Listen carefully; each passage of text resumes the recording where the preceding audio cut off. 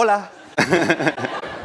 One of the organizers is a friend with the people that were here, and they told me about this conference that they just here, and as soon as they were just like, we're organizing it, it's just like, I want to talk. I don't know what I'm going to talk about, but just give me a spot. And they were kind enough to do that. And I just invited myself. And then a month later, obviously he asked me, so what are you going to talk about? I was like, oh yeah, so creative confidence, I guess. And then I found out that the founder of IDEO actually has a talk called Creative Confidence. So I was like, I wasn't feeling as confident of my creative confidence thing. So I decided to change it, and I did a 180 turn, and I changed it to fear in design. So totally opposite, right? And I have to warn you that there might be some difficult moments in this presentation. I'm going to be talking about some very personal stuff because I'm here to get naked. Not that kind of naked, though. Can you hear me? Yeah.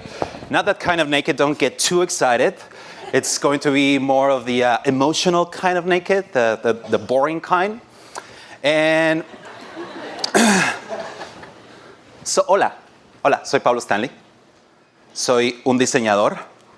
That means I'm a designer. It sounds more exotic than what it actually means. Just out of curiosity, raise your hands, all the Latinos here. Latinos, Hispanic. Okay, cool. Yeah, all my homeboys and my homegirls. That's cool. So I am from Mexico. Yeah. Woo. Okay. So being from Mexico, well, you always see the United States as your neighbor. You know, we have always seen them as our neighbor. And our neighbor with the big house, with the perfect lawn, the expensive car, the nuclear weapons, and coming soon, the giant, shiny new wall, you know? So I'm not just Mexican, I also grew up in the border. And growing up on the border, well, I was just right next to my neighbor. And being next to your neighbor, you daily get reminded of how cool your neighbor is, and that you are not as good as them, and that you're not welcome. Oh, crap, sorry. And that you might be a bad hombre. And being that close to your rich, powerful friend, you cannot help but to feel inferior. And the thing is that they are always better at everything, you know? But there's something that we feel a little bit better at. And that's football. So, yeah, and you probably mistakenly call it soccer, but but no, it's football. And football is our thing, you know? It's the thing that we're proud of, the thing that we're good at. And that thing we're good. So there has always been a rivalry, or at least we think there is. And the rivalry between the United States and Mexico and the football. And we always remain better at that. So we're really proud of that. But then something changed, I don't know, in the 90s. I suppose like an executive realized that there's money in football, and then they started investing in it. So this rivalry culminated in one game. This was in 2002, the FIFA World Cup in Seoul, Seoul, Korea. In Spanish is Seoul, Seoul, Korea. And I remember I was at a friend's house, and I'm pretty sure like everyone in Mexico was at a friend's house glued to the TV. The whole nation was glued to the TV. And the thing is, I don't even like football, to be honest, but that's something that just brings us all together. And surely you probably don't care, but we did care. We cared a lot. And the thing is that this game was, well, this like whoever lost that game was going to be kicked out of there and was going to be eliminated. So the game starts, and 1 minute, 2 minutes, everything's going well. It's just a football game, I guess. And then on the 8th minute, the United States scores a goal. And obviously, my heart sunk. if you have seen a football game, you know that they're long at scale. So getting scored on the 8th minute is not a good sign. But at the same time, it's a long game, right? We can do this. We got this. Still a long time. And then realize that something happened to the team. You could see they were yelling at each other. They were being disorganized. They felt lost. They looked defeated already. And then on the second half, well, they scored again. And 2-0, 2-0. And the whole country, well, just shed a tear. We had been beaten at our own thing. The thing that we thought we were better at, the thing that we're proud of, you know? And obviously your spirits got broken. And the thing is that the US didn't score that goal. You could see it in the team. It was our fear, our self-doubt that scored that goal. It was that feeling of being smaller. And suddenly that inferiority complex, like, it was cemented, you know? It stopped being a complex. It suddenly, we were just inferior. Except at food. We're still very good at food, and I think that's our thing now. Seriously, we're really good at it. You guys cannot make a good taco or a good burrito. And if you want proof of that, just go to any Italian, Chinese, Mexican restaurant and just take a look at the kitchen and see who's making your burger. So yeah, that's something that I carry with me. The inferior switch in my UI is turned on by default. And we all carry something like that. And we try so hard to bury those things, right? That fear and uncertainty, because it's hard, right? And the thing is that fear, it plays a great role in the life of the designer. Exposing yourself and being vulnerable is kind of in the core of every creative.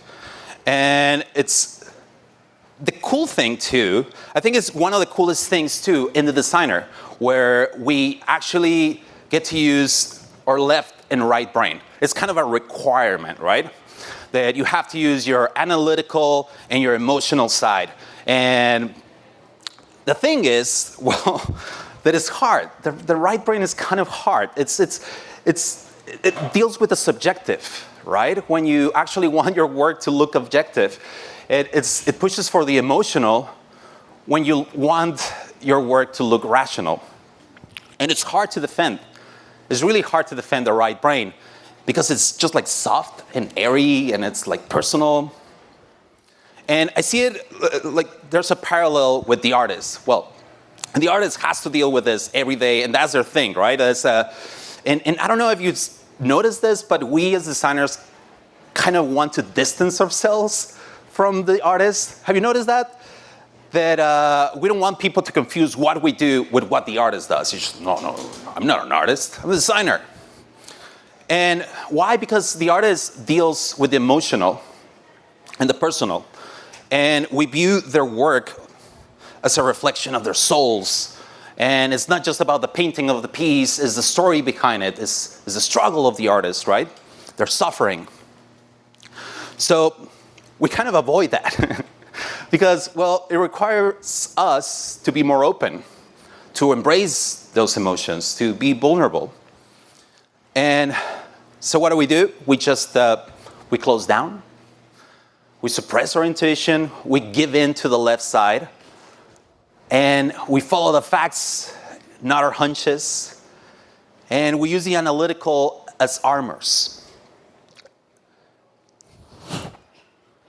And the thing is that we use them as an armor because it's easy to defend yourself with them, and it's easier to use them because, well, like numbers don't lie, right? We have them. It's just like it feel more real, right? And it's hard to defend intuition. It's difficult to convince people of the feeling you have, to embrace the warm and fuzzy things inside you, and it's scary to open up, and it just like it feels dangerous. And we have two types of fear. We creatives deal with those. And that's the fear about ourselves and the fear about what others think of us. And the thing is that the fear about ourselves can make us create our best work, while the fear about what others might think of us makes us create not our own work. For me, being Latino was, for the longest time, something that I would try to hide. Something that I didn't want to be put in that box. I didn't want people to judge me because of that.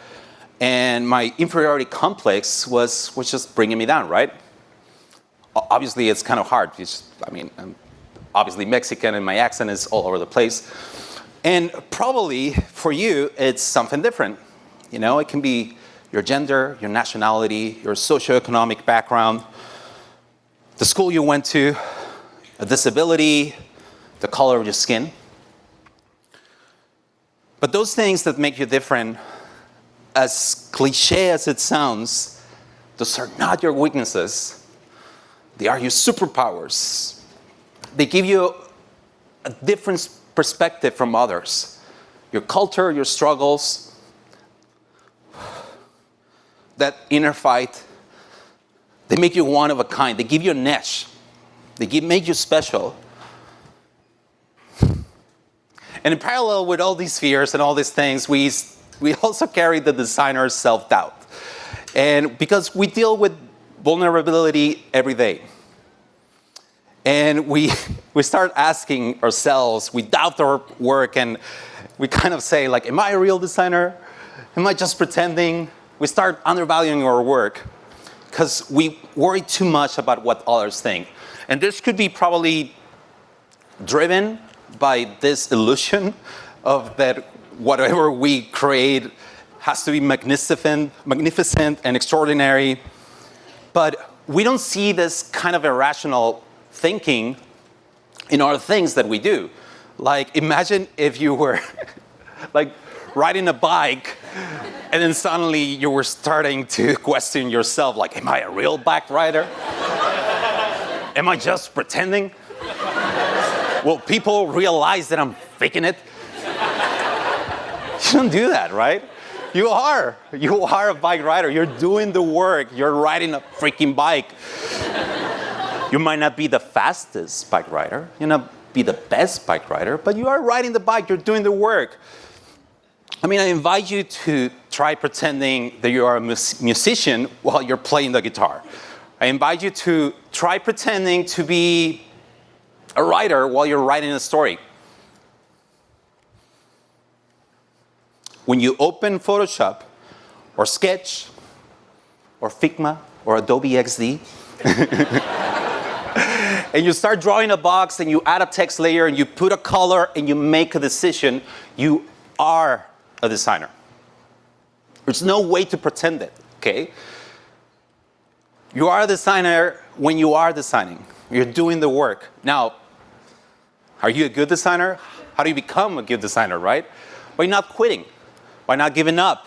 You become good by opening up and continue creating.